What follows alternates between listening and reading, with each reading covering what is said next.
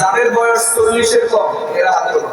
তোমাদের করে একটা কথা আছে, 40-এর কম, কারণ কোরআনের ভাষায় 40 পর্যন্ত যৌবন, 40-এর পরে বার্ধক্য।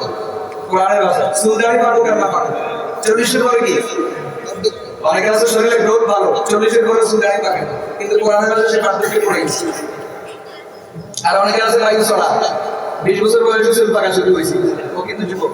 কোরআনের ভাষায় কোরআন বয়স দিয়ে দিচ্ছে 40 পর্যন্ত যৌবন, 40-এর পরে বার্ধক্য শুরু। আপনি চলি